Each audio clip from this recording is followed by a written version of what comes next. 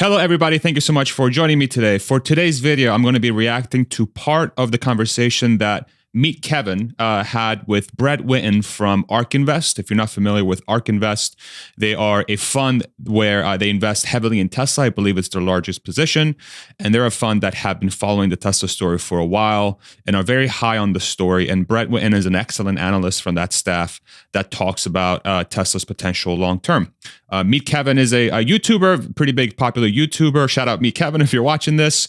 And there was an interview that was posted, I believe, Saturday morning. One of you guys wanted me to react to part of this video. And this is just a new format that I'm experimenting with the channel. So do let me know what you think of this. But I'm going to go ahead and play the clip. I don't know what's going to be said like I did with the last one. And I'm going to react to the conversation. They asked me to do from 28:50 on the timestamp, just so you're aware, 28:50 to 30 minutes into the video. So it's going to be about 1 minute and 10 seconds.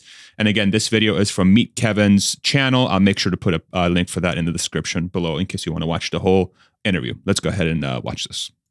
Problem is, you kind of saw this with the Model 3. It's like Tesla launched the Model 3 in 2017. It took all of Legacy Auto 5 years to release models being released this year that are roughly as performative as that 2017 Model 3, right? And so, in March 1st, I think Tesla's going to announce a vehicle that'll, they'll claim they're going to be able to produce for half the cost. You think they're going to announce a car? Oh, yeah. I mean, they've definitely indicated that they're likely to. Wow. So I think it'll be a new model that will be very economical and tuned to be a robo-taxi, probably, and that it'll just like set the entire industry offsides on a cost basis again, as in now kind of like the industry is trying to like design how are we going to scale, and there are just I just think they're designing for a cost of manufacture that is going to not have them able to profitably compete with where Tesla's at. But Charlie Munger says BYD is better. I mean, I think that. Okay, I'm going to stop it there. It looks like we're a little bit in. Okay, perfect. It's funny because it's only 1 minute long, but there's so much there. So let me go ahead and see if I can get my thoughts out in a way that makes sense.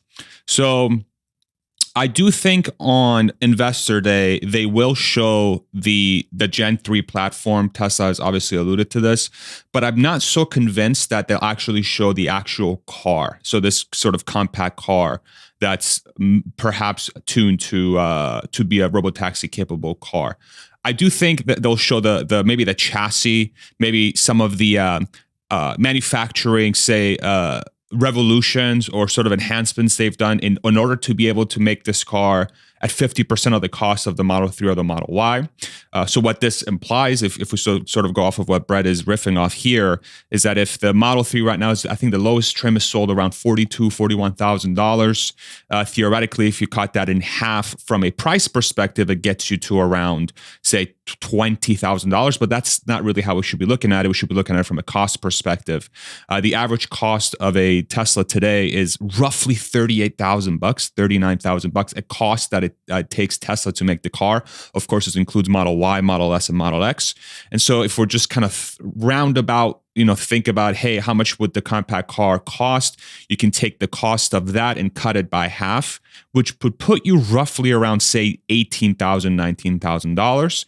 And then Tesla would obviously want to make some sort of money above that, say, 20% margin or something, which gets them much closer to, say, $24,000, $25,000 per car. However, even with that in mind, what's interesting to think about is that once you do release a car like that would be sold to the public, robotaxi or not, say it's something that you can drive, the economics of that car for somebody like me or you who wants to buy a vehicle completely breaks based on what the auto market looks like today. If you go out and try to buy a new car today, especially in the United States, they're not very affordable. New cars have become this thing where it's not really that affordable for most Americans, at least if I'm just thinking about the American car market. average new car prices are somewhere around $45,000, and most of them are trucks and SUVs. And what automakers will say is like, hey, this is what the market is demanding. This is what the market is demanding. What I think is really happening here is, though, that the automakers in the United States have become really good at marketing these cars and making them cheap enough for the public to afford, but it's left this huge vacuum for a truly affordable car that most people can afford. A new car, at least. And I think this is where Tesla, to Brett's perfect point here, has such an incredible advantage when it comes to just manufacturing an affordable new car. That hasn't existed in the United States truly for a long time. Because I do think those cars in those more affordable cars in those sort of pricing brackets are just not that great of cars. Yeah, they get you to from point A to point B, but they don't have the performance of, say, an electric car with instant torque. They won't have sort of like the awesome tech features that you get in, say, a Tesla or an upper trim car with awesome screen, awesome navigation, great sound system, really smooth user interface, and again, just amazing driving dynamics that you get from an electric car. Forget a Tesla, but an electric car with a low battery sort of on the floor of the car, which gives you really low center of gravity. Typically, when you buy a car for $20,000 to $25,000, that is truly usable. Say, not like a Golf GTI or something that's small, that's more geared towards performance and somebody that really wants that kind of car. You're giving up a lot, and so I think this is where Tesla has incredible potential. So it's going to be very interesting to see what Tesla actually unveils at this investor meeting. I do think there will be a battery, there'll be a drivetrain.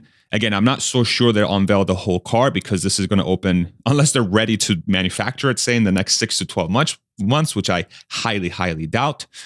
But it's going to be very interesting to see what sort of things they do choose to talk through. I do think the affordability, really a truly, truly affordable car for the masses is going to be the message here. And I'm very excited to see what actually happens. So I hope this was something that was of value of you or informative. Do let me know what you thought of this video. I'm always looking to experiment. And so your feedback is greatly, greatly appreciated. Multiple ways to support the channel in the description if that's something you're interested in. But we'll see you on the next one. Take it easy, everybody. Bye-bye.